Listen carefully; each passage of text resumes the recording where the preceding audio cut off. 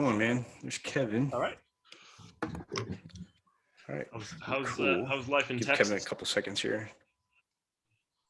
I'm not in Texas. I'm in Alabama.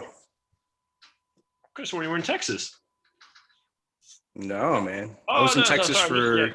from Texas, obviously. But that's right. You told me this already. I was in Texas for a little bit when I was in the hospital with COVID. That's right. I went to visit my parents in Texas. Yeah. I've got the memory. So I went for Kevin to. Yeah, me too. All right, let me just get Kevin on here and we'll go.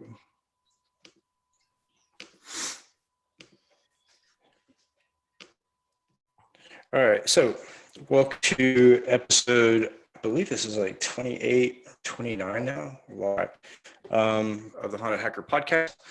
I'm Mike Jones, and we have Ryan Williams as the co-host tonight.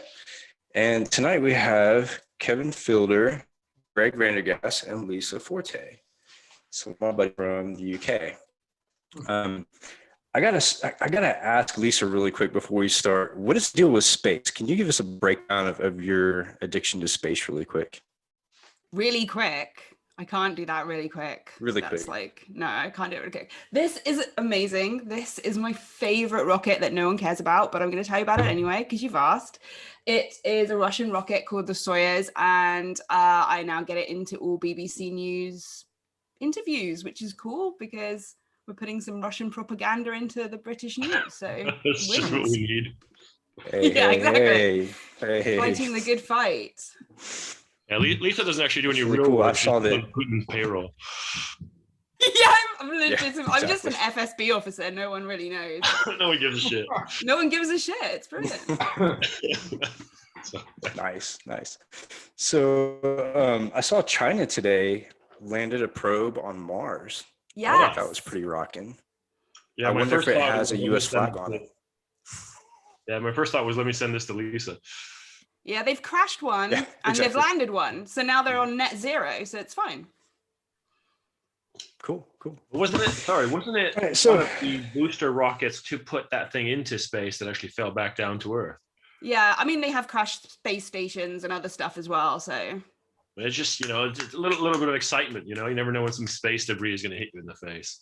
Totes.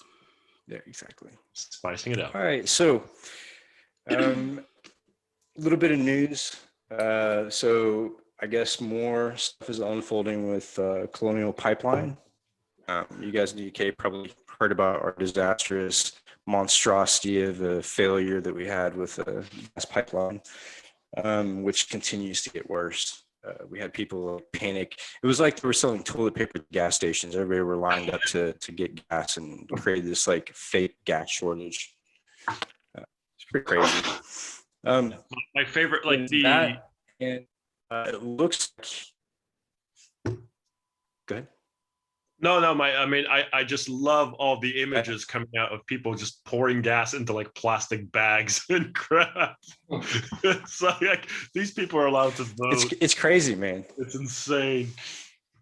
Yeah, it's absolutely crazy. They will cause a shortage with anything. We're going to add a piece about DarkSide into the bulletins coming out on Monday. So a few announcements, a few housekeeping before we get like really deep into it. The announcements is that we're doing I don't know if that's right. We are doing a security bulletin that's going to be released on Monday.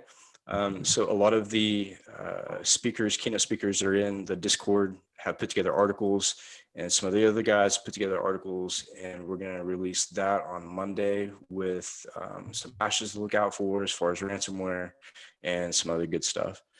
So that comes out on Monday. We have a meeting tomorrow at the same time as the podcast. And we got some really cool stuff going on, new potential sponsors and some new opportunities, which I think will be really cool. So stay tuned for that tomorrow. So housekeeping, I changed the chat to go to me. So if you want to ask questions, send me the questions and I'll ask them to our guests. And at the end, we'll open it back up so there's no disruptions. And with that said, I'll go ahead and let's get started. So first topic, let's talk about what are your opinions on Colonial and the U.S. Statement from the White House regarding critical infrastructure. Same shit, different day. Yeah. Yeah, I mean, True. you know, Very like true. every time there's a breach, oh, we're going to invest an extra 150 million or billion or whatever level it's at, big chunk of money, but still doing the same crap. And you know, oh, we'll implement hackback and then all the stuff that doesn't work. I'm Oh, there's Kevin. sorry, I'm a cynic. So, Lisa, what is your take on the Colonial Pipeline breach?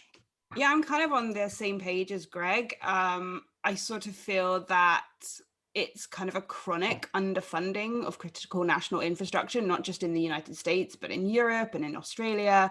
And, you know, there's a lot of sort of sexier things we could do in response, but actually what we really need to do is just increase funding into hospitals and into our critical national infrastructure, which is quite frankly shit.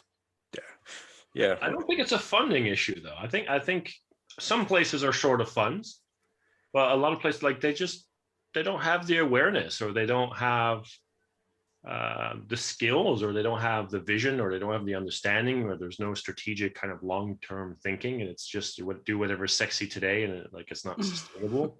You know, like I mean, I was in one public institution, I won't name it, but you know, we did the math, and we're spending £50,000 to approve every £3,000 purchase, but we're moaning that we don't have money. It's like, you know, there's so much bureaucracy and overhead, and the impossibility of implementing anything. Yeah, so I don't always think it's money, and everyone advocates for more money, but most people wouldn't know what to do with it if they hit them in the face.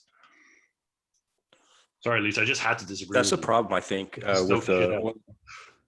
I think it's also. I think that's the problem with the oil and gas sector, is that the pipeline company makes a ton of.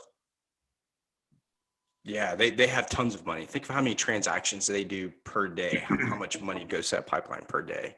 So I don't think it's a problem with money per se. I think it's a problem with policy and compliance. I think that we don't have enough compliance and checks and regulations when it comes to pipelines. I think there was, back in Alaska, they had somebody who took a shot at the pipeline and caused a lot of damage and money. So really, you're right. It's not protected at all. Like, I could literally walk out into the desert, walk up to one major pipelines and just jump a barbed wire fence, and that's it. And you're in the pipeline. A lot of the BGAN and a lot of the satellite transmission devices that they use for relaying information from the PLCs and the pumps to the main headquarters sits right there in that little chain link fenced center, and it has an open Ethernet port. It's where you just go plug in and you become part of that network. So it's pretty crazy. But like I said, I don't think that it's money. For some of them, for hospitals, for schools that are getting destroyed. We've had 2 schools in Alabama that got completely shut down for like a week because of ransomware. So, I don't think it's that. But I thought it was interesting when the president brought up crypto with the conversation about Colonial, and how crypto is using kind of like a negative, talking about most of the ransomware. We wouldn't have the problem with ransomware if we didn't have currency, basically. So there's a lot of talk about that as well. Kevin, what's your take on Colonial? And welcome, man.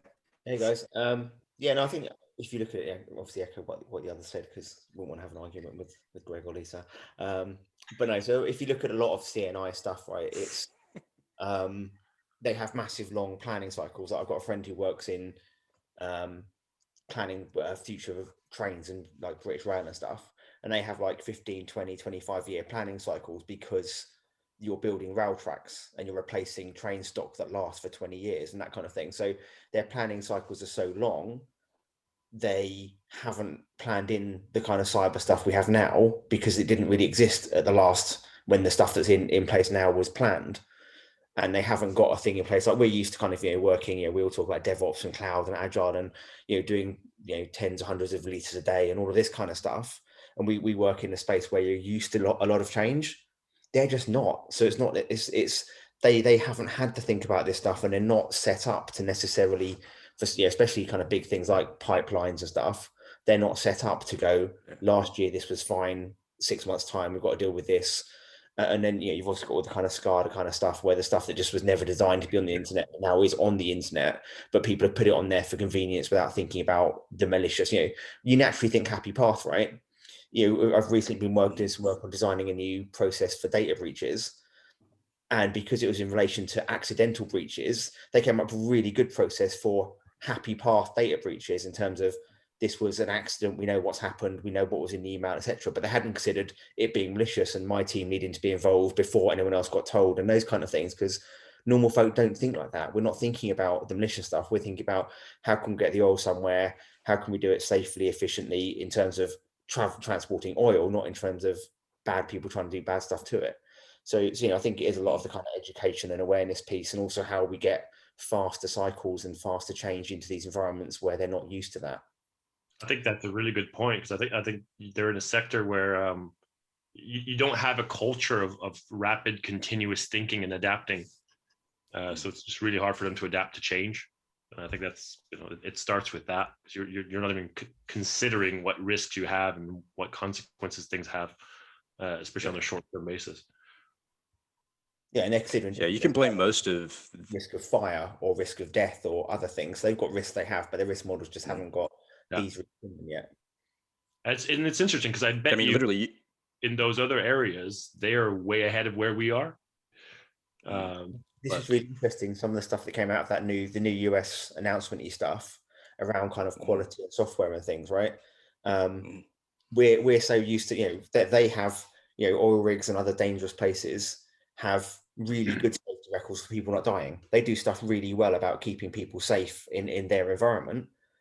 And we ship software that comes out with bugs. So you can't ship cars and other things that just break, right? But we're in a world where we're used to software going, oh, we'll just do a bug fix. And you're a human tester for this stuff. So we're all testing it. We tell whoever software company there's these problems with it, they do a bug fix, but we've already paid for it. So we do a lot of things really badly in kind of security and tech, because we're just used to this kind of fail fast, fix it when, fix stuff when it's live, which just doesn't even cut it when there's life at risk, right? So to Greg's point, they do a lot of things much better than us, so we shouldn't be knocking them, because their actual quality in many measures is way higher than what we're used to. Yeah, one of the things that you can blame on the US for is the Biden being in the office for his first 100 days, and it's like tradition that every red country in the world throws rockets or causes some kind of upheaval to test out the new president. So a lot of the attacks, I think, right now are in response, kind of like a diplomatic hello to President Biden, which I don't think we're handling very well. I think Krebs made a statement. I think it was this week, basically saying that we're facing another pandemic, but it's not a virus; it's software. And I think he's right. I think the software development lifecycle and the security lifecycle is just, for some reason, it's lacking big time in some of the products that are coming out. So yeah, like the Colonial's been pretty hot. I think, and this is my prediction, is I think the grid will be next. I think that one of the power grids in the US will probably get tested here within the next probably 90 days. I hope not, but it looks like that's the route that they're going. Another interesting thing too is DarkSide. Let's talk DarkSide for a second. They cause a gas shortage and attack a pipeline, and then come out with an apology. And we didn't mean to mess with people's lives, and we're sorry for the social disruption or whatever. I have never seen a malware or a ransomware business come out, take claim for an attack, and then apologize like a couple of days later. Well, if I may, first of all, I don't think that this was necessarily a deliberate attack on CNI. I think it's basically you're connected to the internet, your IP showed up when I scanned for vulnerabilities, so you're next. But that doesn't mean that state actors and other threat actors aren't learning from these things and saying, I could definitely do that and take out my enemy. And I think your apology. Brian hit it. What's that? Go ahead.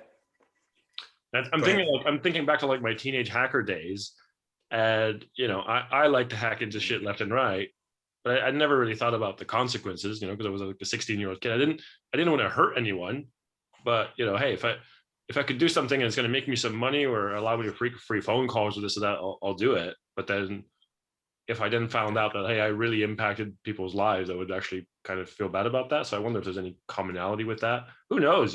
Maybe this dark side group is run by a bunch of like 18-year-old kids, and they just Possibly. realize, ooh, we screwed up. Speaking of like crime and kids and young hackers, teenage hackers, funny story. So when I met Lisa, we were at NISC, and I had never met anybody else. I'd never met Greg, never met Kevin, never met Lisa. Nobody there. It was my first time. Lisa, I walked in and Lisa was giving her talk about law enforcement and young teenage hackers and stuff like that.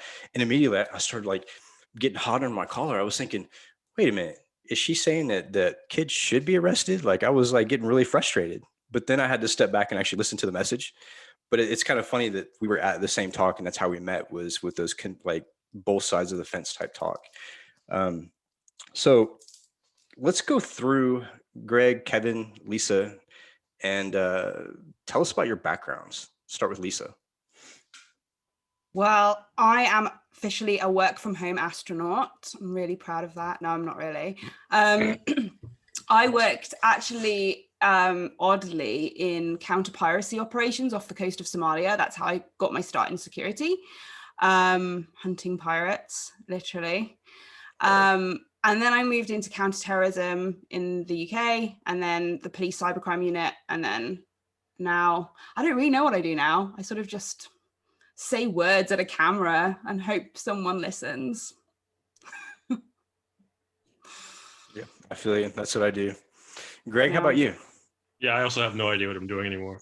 Yeah. I mean, I think everybody knows the story. A good kind of, teenage hacker and techie, and worked in IT, and kind of I totally got fed up with it. I was actually doing like close protection at some point, owned a shooting range, tried to start like a car event business, and then I just really needed money, and got back into IT, and somehow I just kind of stopped being a techie, but more in kind of a management, and I still find it a weird thing to say, but like leadership position with the tech background, with that. To me, the hacker mindset, now it means different things to different people, but for me, the hacker mindset was always, how does stuff actually work? Like, I want to take stuff apart and understand every detail. And that kind of thinking, just like, how come you're not spotting these things? How come you're not realizing that you're doing this, you're ticking a box, but you've neglected these like 17 underlying layers that are riddled with crap.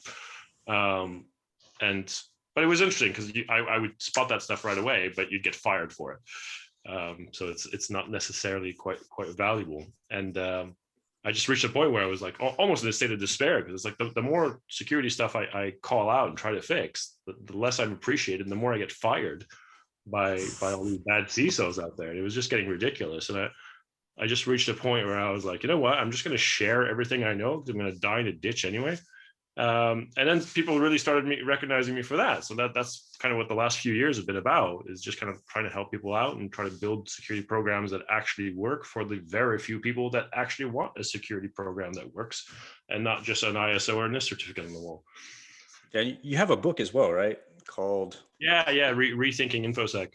Some guy called Loves Goats hates it, but other people like it. Nice. So Kevin, speaking of CISOs, tell us about your background and what you're doing now. I know you've been here before, and Greg as well, and most people already know you, but for those of you who don't know him, this is Kevin. Hey, well, I'm one of those CISOs that Greg will slag off. That's obviously doing a terrible job. But yeah, so yeah, I've done a bunch of things, random tech roles, project roles. I think my first actual real job was supporting some dental software, and we had to. That's back in the days of BNC cabling and fixing up little 10 computer LANs for dentists and things, which was particularly unexciting. Also ran a shop selling kind of gym supplements and clothing and workout stuff for a while, which I kind of discovered one of those things where you learn that even when you do something you enjoy, running a shop and selling stuff is just running a shop and selling stuff. So it got tired after a while, even though it's kind of stuff I love doing. Yeah, get swelled, exactly. Yeah, so then I've kind of gravitated towards the sort of building teams end of things. So last few roles have involved kind of building teams, doing stuff, and I find myself probably a little bit like Greg in terms of I kind of create stuff where there wasn't. So on WorldPay, I created a function that didn't exist, and then I joined Just Eat and kind of built a security team that didn't exist really when I joined, and then I've joined FNZ to do a similar thing, to build a first-line security team that wasn't there when I joined. So I very much enjoy kind of building stuff from new, and trying to do things a bit differently. I tend to sort of rub people up the wrong way when we start talking about sort of too much audit and compliancy stuff, and I have very low patience for this is how we do things as opposed to this is how we should do things. A lot of people really struggle with change. You find people have been in organizations for years and they've got a way of doing things, and someone new comes in, well, we could do it like this. We shouldn't be doing that. That's a waste of time. And even when you put it across, constructively, sort of fairly flippant and talking quickly here, but you can talk about how you can improve things and change things. And I think people are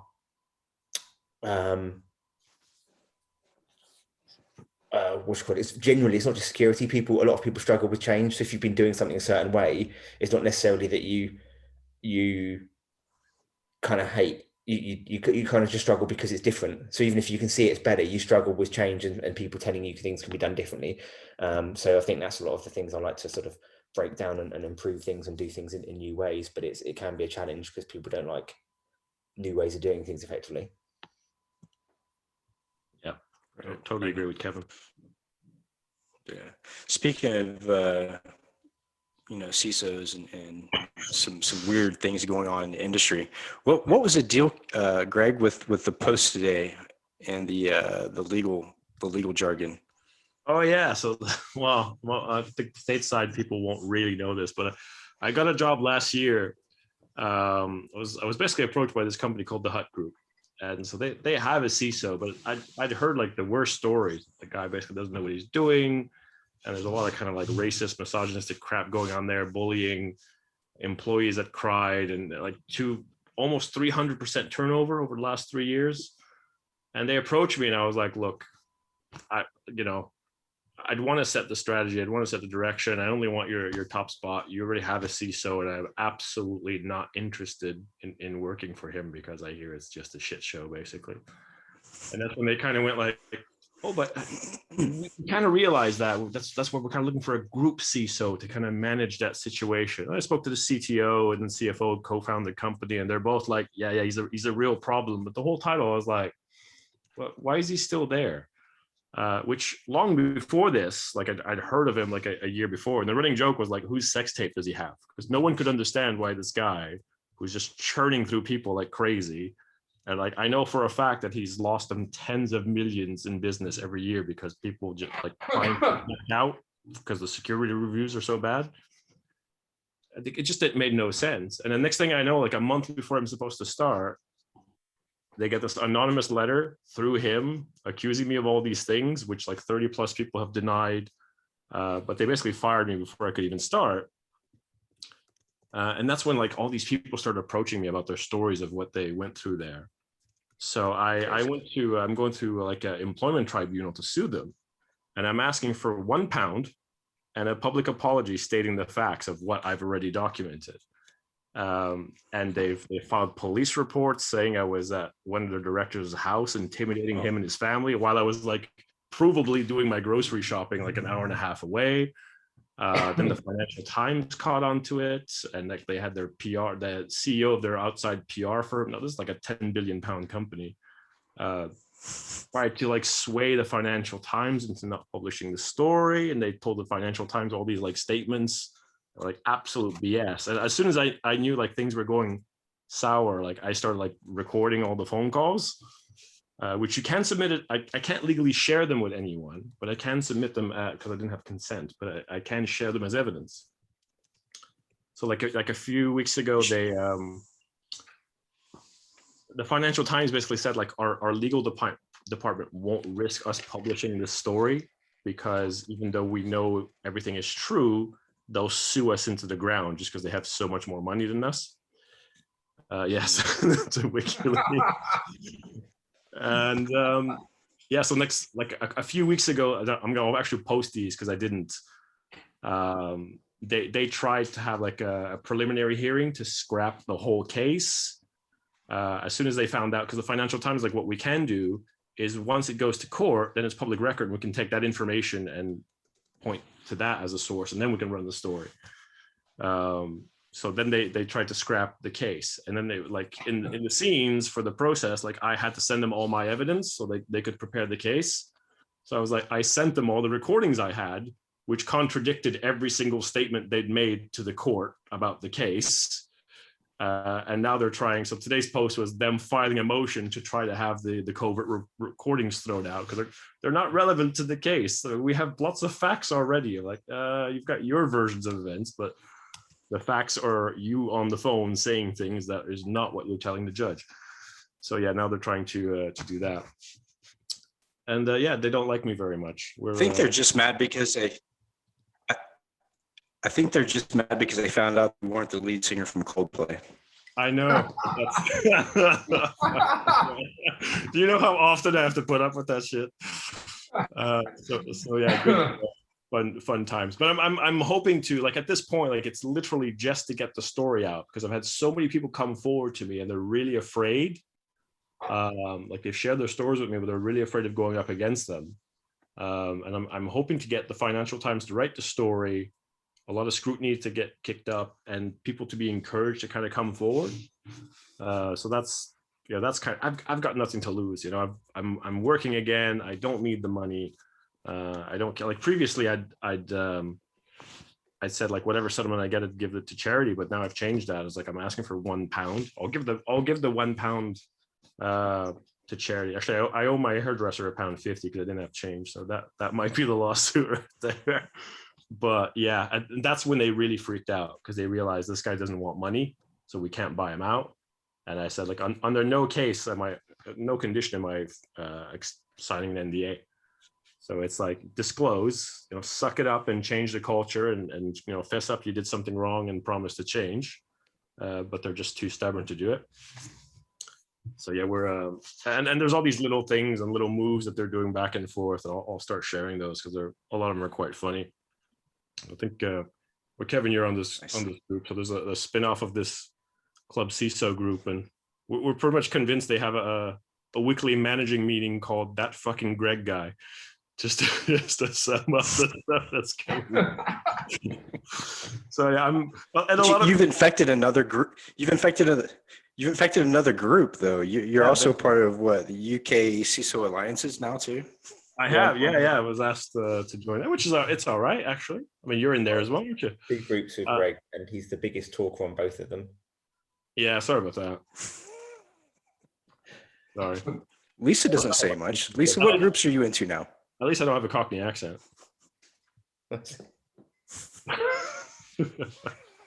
Go on, Lisa. Where are you at? What groups am I So, into? Lisa, what groups are you in now? She's on like Women of Yeah. Space. Spaced out women. Spaced out blondes. So, no. That was a low blow. So tell us dude. about That your was show. almost an explosive comment. Why don't you go and blow up a car or something, Greg? I've done that already this month. I'm Greg, boxed. you have to ask Greg is the fact that he managed to be sacked from a job before he even started. I know that's some gains. That's epic actually, talent I right can beat there. that. I've never done that. I can beat that because when I worked for QVC, they hired. I was interviewed for the CISO role because I was the internal candidate, and they hired an external. Well, they hired a CISO based in the States. I was in Italy at the time, and her first order of business was to have me sacked because she saw I drew up this entire global security framework program. She didn't like that very much, and her first order of business was to have me sacked. So they really they mobbed me really bad to the point where I had to go for therapy because I had a nervous breakdown. They finally sacked me because I was in Italy and employment laws are really, really bad. They finally sacked me. But then when I went to the employment tribunal and started showing all the shit that had happened, it was looking like I was going to be reinstated by the courts. So they actually created another scenario to sack me again so that if I was reinstated, I'd already be sacked. So I was actually fired twice. And a lot of people hated working there. And in Italy, to fire you, they have to pay you like 2 years' salary. And I remember one of my coworkers in Italian. It was like, there's everyone here that's trying to get sacked, and then there's Greg who's managed to do it twice. That's awesome. World record You for must have- firing. You must have pissed Lisa off that day or something.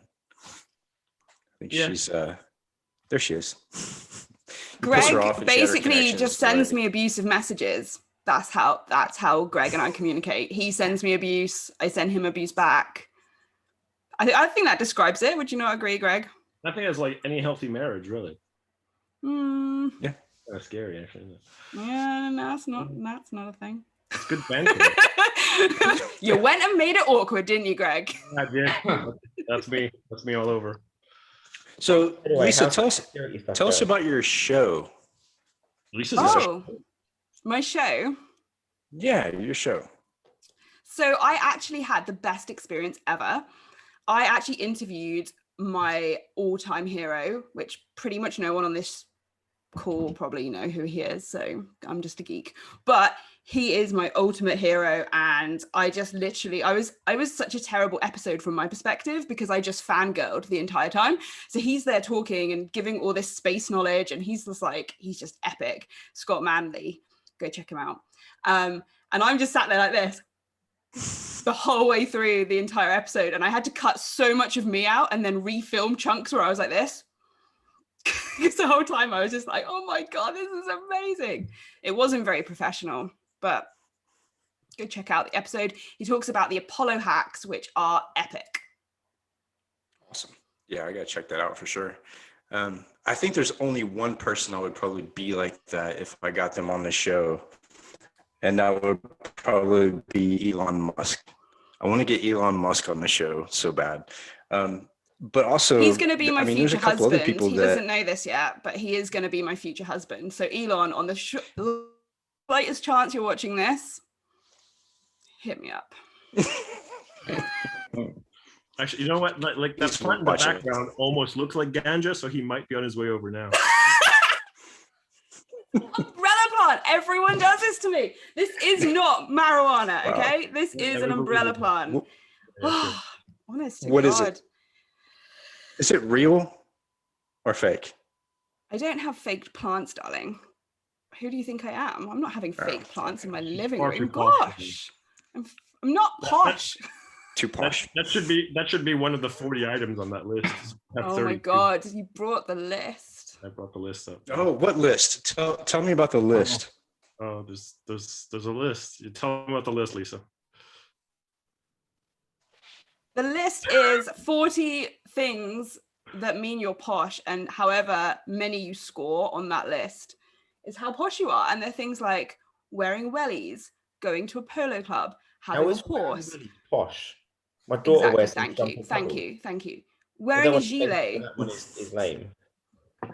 Greg's now looking it up, so I'm gonna just now be I've got it completely here. embarrassed. I was literally showing it to my girlfriend earlier. She does wear wellies a lot.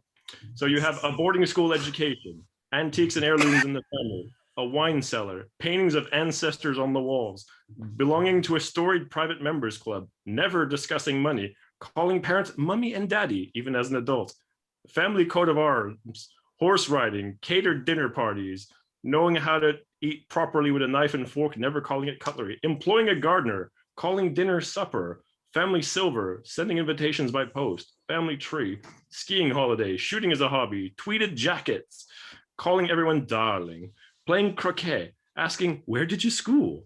Champagne is known as champers. It's the loo, not the toilet. Classic Land Rover Defender in the drive. Wearing a trusty old barber jacket. Shelves full of books. Partridge and Grouch on the menu.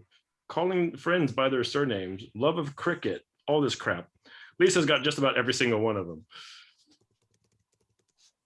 To be fair, the Oh, bar's pretty low though. Being able crazy. to use cutlery makes you posh.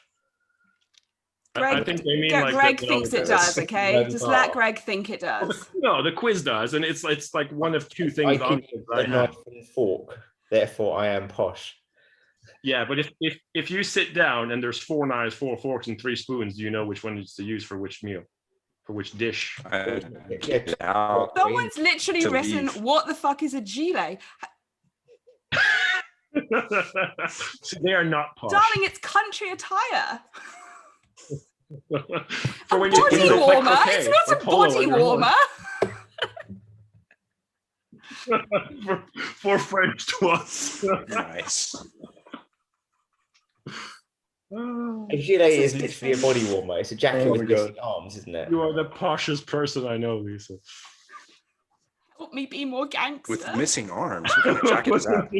It's literally, you know what Michael J. Fox wears in Back to the Future, and they think it's a life preserver. Oh, yeah. It's Except literally that. It's imagine just a made out of jacket with no tweeds. arms. So really, it's for poor people who can't afford a whole jacket. It's not Oh shit! possible. I can't even afford a jacket without sleeves, so yeah, I'm on that list for Anyway, sure. I feel we've veered away So- from anything relating to security at all. We're discussing that's body very warmers good. and cutlery. Do we have any I questions? was about to. We have no questions. Actually, people are actually laughing at what we're saying right now. I think we're mean, being. I'm pretty sorry, entertaining. but this was obviously going to be a car crash. There was not going to be any serious discussion. in this. Yeah, for sure.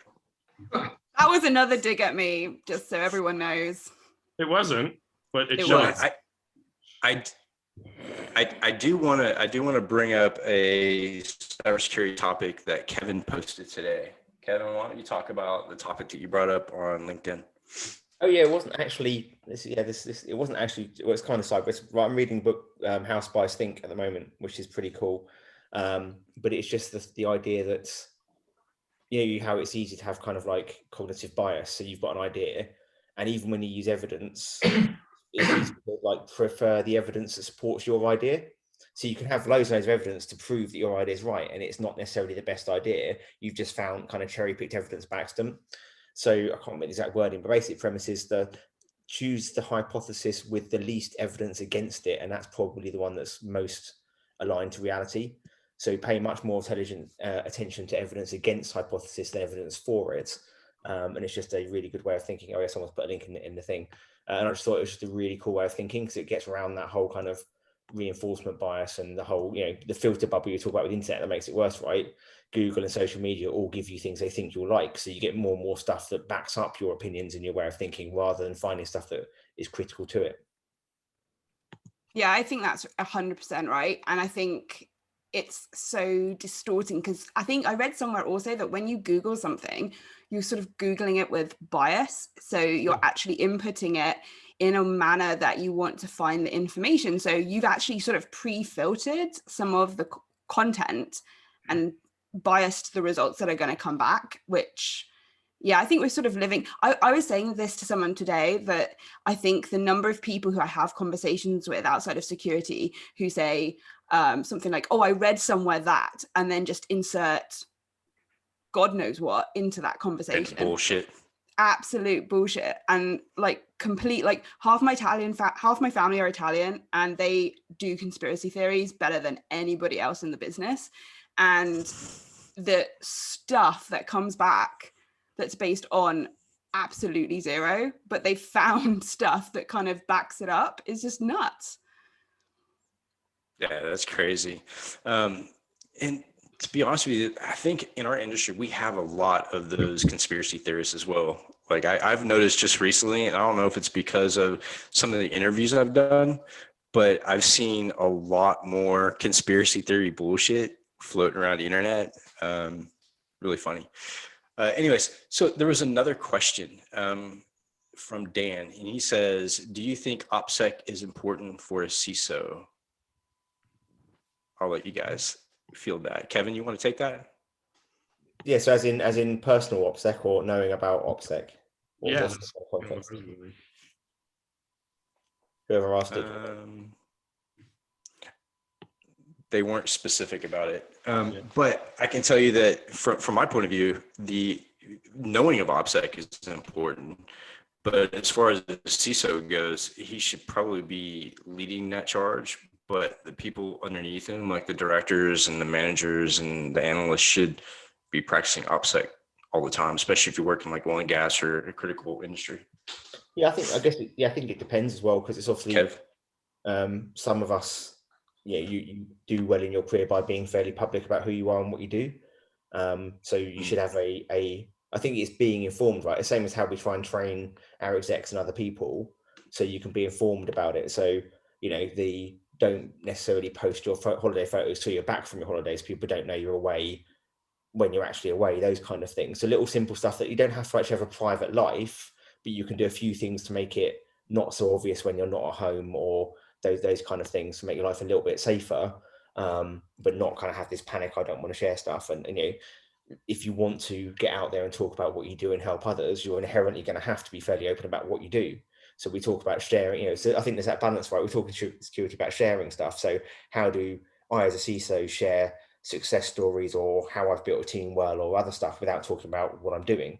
So people are inherently going to know where I work and what I do. But equally, as a CISO, you're not necessarily a high value target security wise, because I don't actually have access to do anything. So my account at work is a pretty low value account because it can't make any change on anything. So I think, you know, potentially the CISO is probably one of the people that can be more out there in the team, because you're not someone who's doing things. I think if you're someone much more involved in sysadmin or incident response and other things where you will be making changes on systems and stuff, perhaps you do need to have a bit more control about what people know about you and what you're doing than someone who's a bit more public and trying to share success in terms of team building and security successes. Can I say something about OPSEC? I have a story. Absolutely. So I have a theory that ego and OPSEC run counter to each other. And this is why. Because when I was in the police, right, the only people we would ever catch were people who thought they were too good and then made stupid mistakes, like use the same Twitter handle or use the same connection between accounts. And that's how they got busted.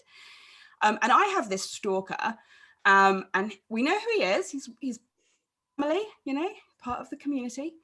And he's in IT, and he's like this older guy who's like, you know, bit overweight, IT guy, whatever. And he creates these absolutely tragic sock accounts. I mean, embarrassing level sock accounts that he follows his own account for a start. That's always the first person that he'll go follow. So I always find that really hilarious. Someone's written the comment, Greg. It's not Greg. It would be hilarious if it was, but it's not Greg.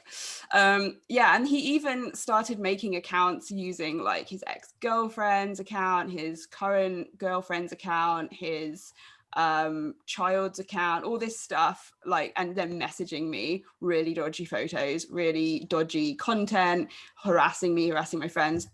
And the worst part was that, like, it's all just so obvious. And all of my friends, we sort of look at it and we're just like, oh, it's him again. We know it's him because he's followed his own account and he's used his work email on the account and, you know, all of this stuff. But it's kind of sad. And I sort of feel like it's ego, because this guy has a huge ego and thinks he's amazing. And I think when you think you're amazing, you think you're untouchable. And that's when you get caught. I totally agree with that. Yeah, and I think that, yeah, and as speakers, I think that a lot of us tend to be targets for either controversial stuff or just people who want to argue, period. I've ran into a couple of those on the internet so far that, you know, not necessarily stalkers, but, you know, want to make you miserable. I think like anyone. Like, I heard that story, at least. Go ahead. Sorry, yeah, the ahead, lag Greg. is terrible. We keep talking over each other. Yeah, I mean, I agree. I definitely agree with what Lisa said and what Kevin said as well. But I think you've got like two categories. You've got people who are quite public, that may not necessarily have a lot of access to stuff personally, but have a lot of influence in the company. So you still kind of want to protect them. And yeah, you kind of, you kind of have to educate anyone in your company that has either a high profile or high access or privilege.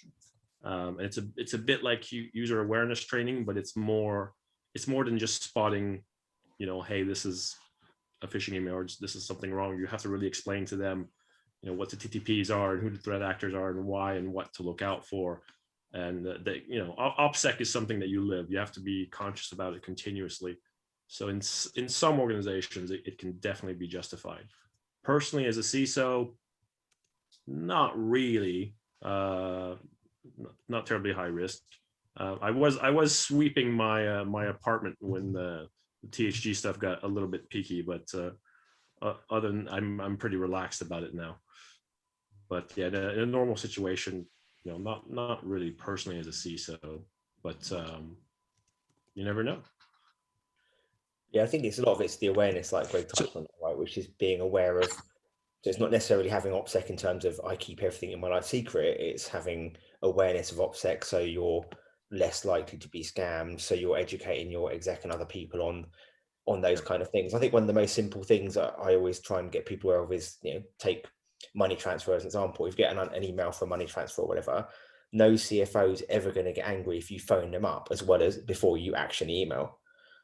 Right, so there's really simple things you can do to double check stuff. So and it's relatively unlikely that someone's going to have compromised the mobile phone and the email at the same time, unless you're like super high value and you've probably got a bunch of other things in play at that point. But for a normal humans, your work email and your work phone both being completely compromised in terms of phone calls and everything else is probably a relatively low risk scenario, right? Yeah, for sure. There was another question I wanted to get to really quick. It was from Mohammed. He's a cyber warrior. He says, can Lisa share some details on the work done by the Cyber Volunteers 19 group? Oh yeah, I'm no longer with the Cyber Volunteers 19. I had to step down, but they do some amazing stuff. And we set it up in when the pandemic sort of started in Europe in March. And we've helped lots of hospitals across Europe and in Russia as well. At the peak, we had like 3,000 volunteers, which was just impossible to manage. I've never managed 3,000 people in my life. And I suddenly realized that they were just like everywhere all the time. So we've done lots of stuff with governments, intelligence agencies, police, and hospitals as well in all these countries. And we were hoping that eventually we could morph it into something that could allow for more public-private collaboration, because in this country that doesn't really happen. In some European countries, it's a little bit better. But here it definitely doesn't happen at all. And it's a real shame because we have the skills and capability and the training and the investment in our careers. The police don't have anything that involves having to spend any money, and but they obviously have the cases that need some help. So it would work really well, in my opinion, but we haven't made it work yet. Gotcha.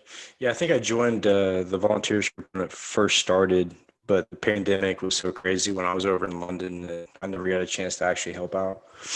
You guys are out of lockdown now, right? Sort of. We can like go to restaurants but sit outside.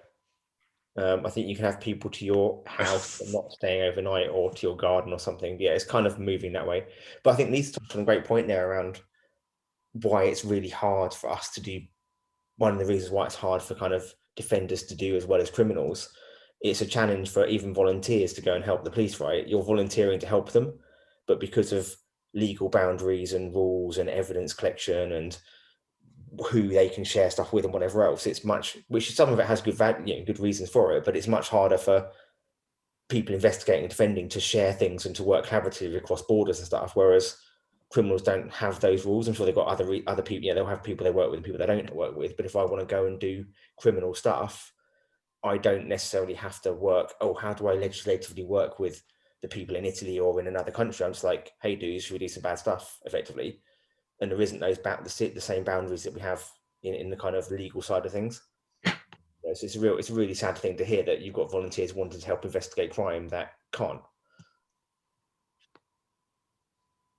Yeah, and it's weird too, because working with the police, when I first got over there, before I could even talk about the Prevent program, I had to go through an Interpol background check and all kinds of interviews and stuff, and it was really weird. Like, they were checking like all over the world if I had any cases pending or any investigations.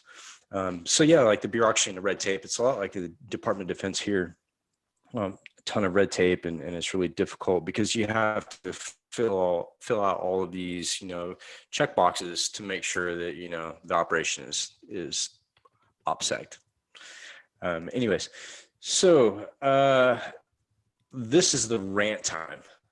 If you give me your one rant for the industry, one thing that pisses you off the most about the industry, and I'll give you each 5 minutes. Go. Lisa first. Hey, sorry. So, okay, my rant for the industry. Okay, I'm going to say something that's really unpopular because that's how I roll, and I always say things that people don't like. I am a bit sick of these women in tech awards and women in. Oh, look, here's a woman. Look, see, she's on our panel. I think it's rubbish. I'll probably get a load of trolling for this, but that's cool because I haven't had some in like 2 to 3 days. So it's good to like up it again. But seriously, I think it's just ridiculous that like without sort of basically, sometimes I get invited onto panels because I have a vagina. That's the only reason I get invited onto a panel. And that's rubbish, to be quite honest, because I have things to say. I'm a heavily opinionated individual, in case you hadn't got that vibe from me. And it's just absolute rubbish. And so from my point of view, I'd like to see that gone and just have an equal playing field for men and women, because I don't think it sends the right message to say to women, oh, look, you're the token woman, come and sit on this panel. You're the token woman. Here's an award for being a woman. It's just, to me, I personally find it a bit insulting, and I could take Greg and Kevin any day of the week. So bring it. Mic drop. I don't doubt that. Yeah, cool. Greg, do you want to answer that? Yeah, I mean, I'm all for kind of meritocracy. I hate like reverse discrimination. I hate anything that, you know, I've seen teams get completely decimated by diversity hires when really capable people would not be given the job because of hiring policies and stuff. And I meet more and more women who are saying exactly what Lisa just said. Who's like, you know, I don't want to be your CISO or your whatever just because I'm a woman. And I get called by recruiters fairly often. At least every once a month, maybe more often. There's, hey, do you know someone that, you know, architect or CISO or this and that? And I'm like, well, what kind of CISO are they looking for? And the answer I get is female. I was like, oh, I was expecting like industry or specializing in startups or big companies or this or that. So yeah, I think that's absolute BS. Stop creating divisions. You know, like it doesn't matter your gender, your religion, your color. Like it doesn't have anything to do with your ability to be in this industry or to do this job. And I'm also training to be a rally driver, so I'm a badass as well. Right. Okay. Keep. Yeah. I saw. Greg's I saw going to be photos my from that. mentor. He's helping me. It's going to be fine. Yeah, because you needed help crashing cars. Crash like a handful of cars. Okay, quite a few cars. Best person. Yeah, so I totally agree with that. I mean, that's Awesome. I don't know where to start in terms of stuff that pisses me off. I hate that we're such a reactive industry. I hate that we're not developing any talent in, you know, holistic thinking and management. And you had a simple instruction, one thing. Yeah, I won't stick to it, but yeah. Sorry, everything sucks basically. I think it's systematically screwed. So I don't know where to start. So I'll just give it up to Kevin. Yeah, to be fair, there is a lot of things we could rant about, right? But yeah, I think skill shortage. Let's go with that one. We love that I one. was thinking it. Well, if I can, Kevin, just 30 seconds. You can have skill shortage. I'll have AI. You go for it. In the last few days. So today there was a job posting for an analyst, 2 to 5 years experience, and one of the nice to haves was experience as a CISO.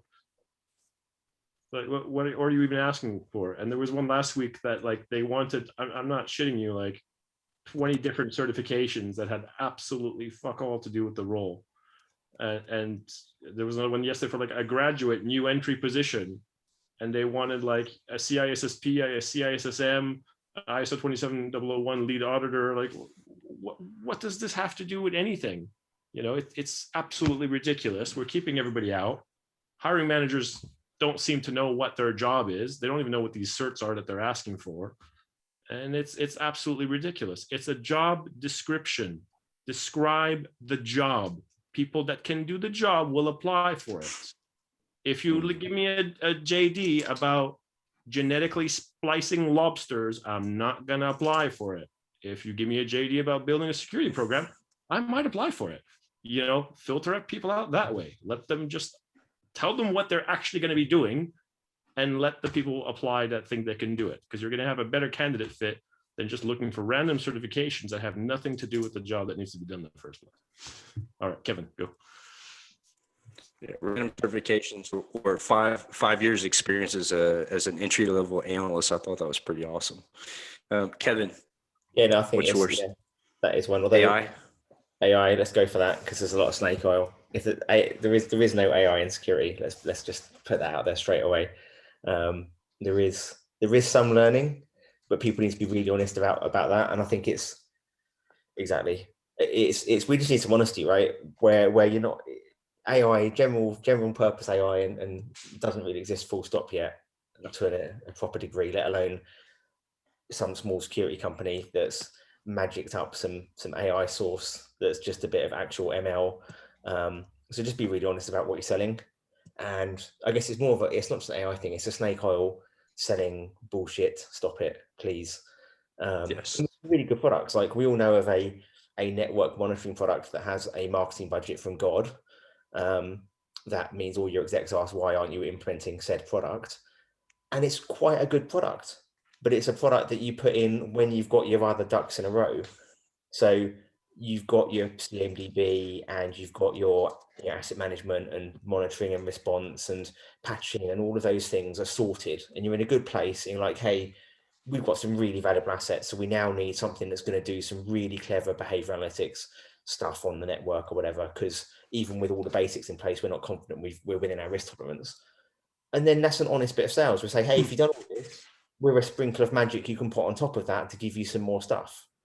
And that's some honest selling, whether you want it or not, or agree with it or not. You can argue about that. But fundamentally, there's a lot of products that fit in that space of when you've done everything else and you've done your CIS top 20 or your NIST or whatever you're following, then you can look at us. But when you're in a mess and you haven't done all of this stuff, which most people haven't, spending £500,000 on our magic will just mean you get a lot of false positives and told some point after you've been breached, maybe. And it's such a waste of money. So just if you're selling stuff, be honest about what it does, because we all need help. We all need security tools to do monitoring and response and whatever else. We probably don't need as many tools as we got, but we need support. You can't just have people. You do need tools as well as process, as well as people, process, tech, right? But we don't need to be sold and to get pressure from our execs because you can advertise in the Financial Times that we should use your product, because that's not going to help anyone get more secure. So yeah, honest marketing. Maybe it's a bit of a breach away from AI into honest marketing. I'm going to say it's not AI, but I totally agree with you as well. Can I say one more thing that I hate? Well, I completely hate Kevin's. No, I don't. I Lisa. agree with Kevin, but I hate that. Yeah, you get where I'm going with it. So I absolutely hate attribution when there's an attack and literally within a couple of hours, Russia or North Korea, that's who we've picked. And I went on a news channel where I actually was in the green room prior to going live. And they said to me, we don't care who you pick, but can you say it was either Russia or North Korea? And I was like, but we don't know that at the moment in time. And they said, we don't mind which one, just go with it and stick with it. That's fine. And it's like, I used to work in international law, and it's so damaging to say it was Russia, because even non-state actors, even organized crime groups, that's not Russia. That's organized crime groups who may or may not be located in Russia. And some people say I'm working for Putin on Putin's payroll. Greg, you. I'm not on Putin's payroll, but I do think that we've got to get away from these knee-jerk reactions about attribution, because actually, does it really matter if you've had a breach, if you had an attack? Does it really matter at that moment in time who did it, or is what is more important getting back to normality and sort of getting operations back? It's because we need to know which highly sophisticated state sponsor was the attack that did the SQL injection on my server that I haven't patched in 10 years. This is really interesting. When I was mulling this over, just randomly walking around earlier today, and it's on the other side of the coin with a lot of threat intel stuff. Some of it's useful if it's like, hey, this is going to happen to you next week, or this is, when it's real kind of pertinent stuff. But knowing that which threat actors are going to do stuff to you, if it's all generic stuff, doesn't necessarily help you. So there's a lot of intel before things happen that has no value, because you know you're going to get all of these standard attacks against you. And you know, to this point afterwards, yeah, that attribution can matter when it becomes some sort of international thing. But at the point of issue, you should be working on how do we remediate this, not necessarily, you know, caring about was it Russia or North Korea or whatever. Yeah, that's it's later down the line. I love that, because you've got so many groups and so many organizations, and I'm part of the. We talked about the Cyber Resilience Center on the last call I had with you, Mike, the one in Manchester, and they just spent all their time sharing threat intel, and it's like ATP 827D is exploiting Exchange servers. Oh my God! It's like, no shit. Everyone's exploiting Exchange servers. Patch your Exchange servers. Like, stop worrying about who's exploiting it. Just fix your stuff. You know, it's the equivalent of like monitoring every single person in the world to see if they break into your house instead of locking the front door. Just lock the front door. That's like the prime example is Pinellas County in Florida, when they got exploited through TeamViewer. But the big topic was, which country did it? Oh my God, was it Russia? Oh my God, was it China? But in the US, everything, you can expect that everything is Russia's fault. Whether it be TeamViewer in Florida on a county water supply or SolarWinds, it's going to be Russia. Attribution is ridiculous. Like with Colonial, who gives a shit who did it? The problem is when you have your pipeline tied to your front office, IT staff and servers, that's a fucking problem. So attribution is like completely useless unless you're talking like a cyber war or an active cyber war. Then I can see attribution going deep. But yeah, like with something like a county water supply, no, not really. Yeah, just fix your stuff. Stop, back to the vendor, like stop getting like snake oil, magic fairy dust solutions and just fix your stuff. Stop worrying about the threat actors and just fix your stuff. It's I mean, it's broken. We're still not doing this, and it's ridiculous to me. I remember being like a 16-year-old kid. It's like, well, look, if I go on IRC and my box isn't locked down, the hard drive starts formatting itself after 10 minutes. So I need to lock my shit down, and then I can go on IRC and hang out with the other hackers, and nothing happens. So let's just do that. Scale that up, and that's what I've always wanted to do. And somehow that's weird industry. I'm like, it just seems like logic to me. Yeah, I mean, just the basics. Like if you look at the major attacks that have occurred like lately, if they would have done like simple shit like foundational security, it wouldn't have happened. There is no AI. The security stuff you've got to do regardless, right?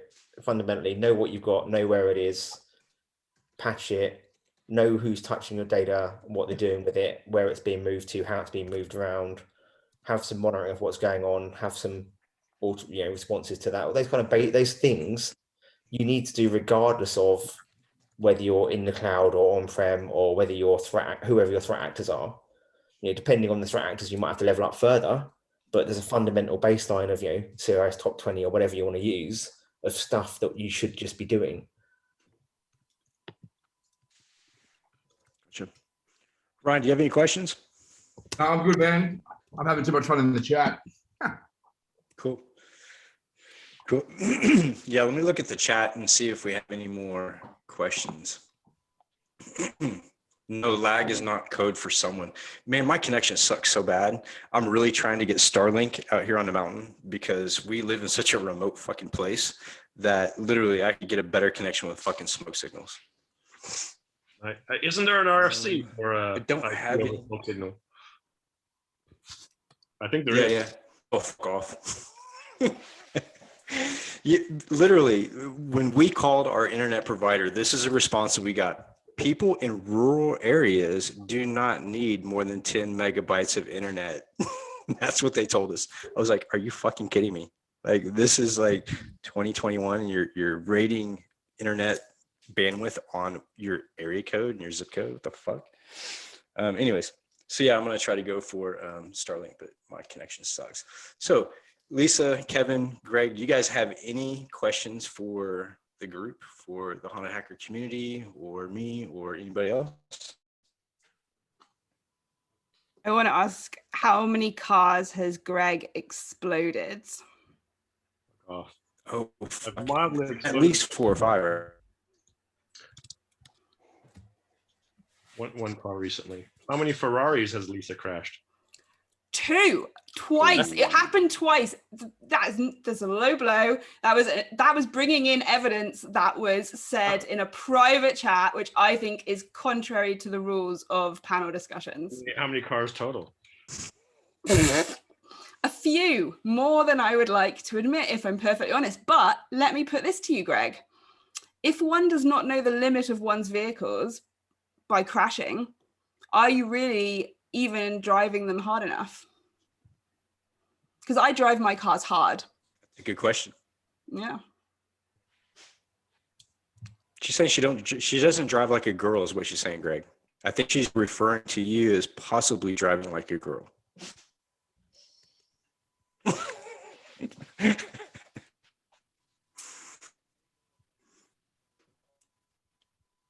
Greg's got no retort.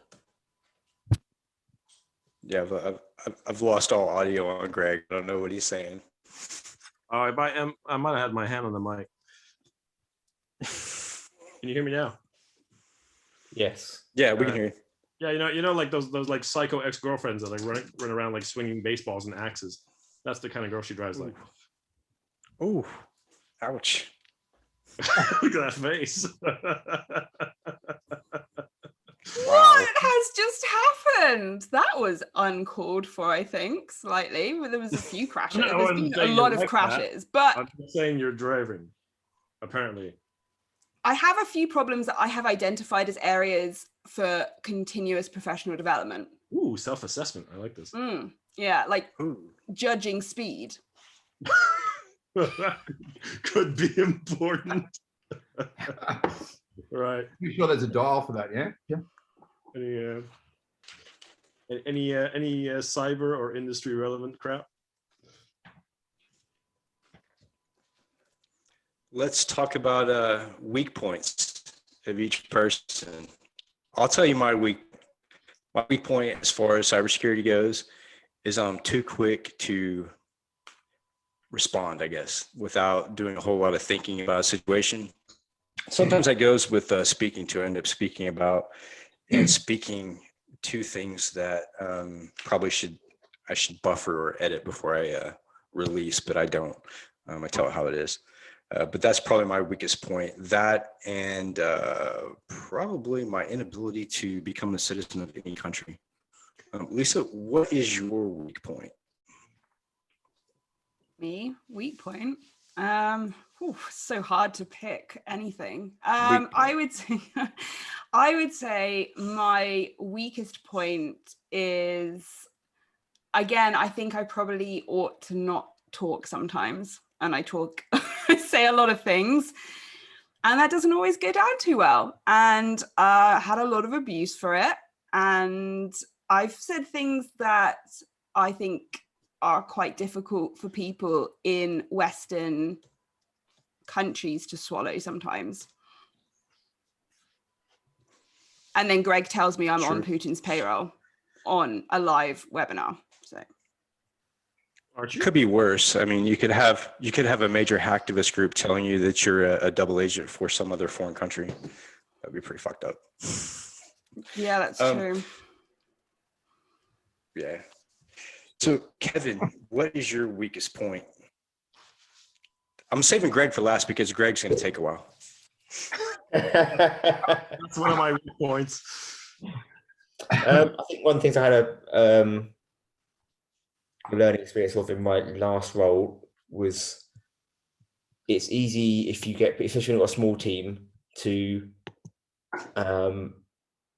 rely on people too much and over promote them because they're doing great work for you, which can lead to problems down the line when they're kind of used to being a superstar and you build a bigger team that's got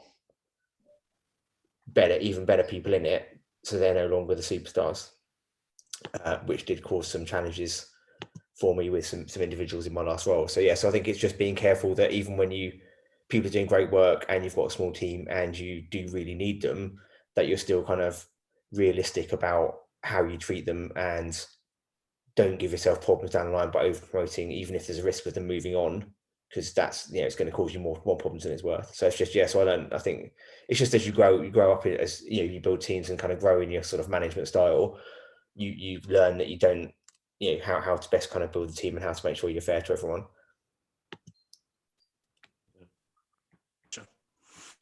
Greg, what about you? To be fair, I think Kevin's weak point is part of one of his good points, because I know Kevin, builds really good teams, has a really good culture, really good relationship, is just generally very close to his team and really cares about them. So sometimes it's hard to create that kind of distance and still keep it professional and where things should be within the structure of an organization. Similar challenges for me, still on the kind of learning curve with leadership. Obviously, I talk way too damn much. And similar to yours as well. Sometimes I'm still learning to throttle it back a bit. Like when I see something and I want to jump on it, you jump on it too quickly, and you don't want to say you make a fool out of yourself, but you're not as concise as you could be, or you don't come across as well thought out or thought through. I think I have like pretty good ideas, but they take time to develop. And I sometimes, like in the heat of the moment, you're going at it too fast. I'm kind of getting into a place where like my job is really to think, then sit on it for a week and then come out with it. That seems to help. But there's loads. I think like the more self-aware you become, the more kind of shortcomings you realize you have, and you try to round them out. You don't always get there. Sometimes you get distracted by other stuff and keep some flaws for a really long time. So yeah, deeply flawed. Yeah, for sure. I think that's one of the things that I battle with too, is that, once I, try to address a flaw, I figure out another one, and it continues that long string of continuous improvement, I guess. Ryan, what about you, man? I guess it's just wanting things too fast, man. Like trying to move through stuff through stages that I'm not ready for, but I guess I move at a pace that's unrealistic for other people, I guess. Just because I'm used to doing things myself. Now that I'm in another industry that I'm unfamiliar with, it's hard to adjust to the pace that like corporate life goes, like slow decisions, you can't, like you're saying about the oil and gas thing before, people can't just snap and make changes. It's a process that goes through this and that. It's like, so I guess patience for me is the biggest one. Cool. So I wanted to take a few minutes at the end and thank Lisa for, giving me some entertainment and conversation while I was up in the hospital for like 2 months in London. Kevin and Greg both were constantly texting me and putting up with my endless rants of incoherent bullshit once the nurses gave me injections. So I wanted to thank you guys for really like being there for me when I was over. I really appreciate it. You guys are welcome anytime in the community. Greg and Kevin, I really appreciate you guys coming back.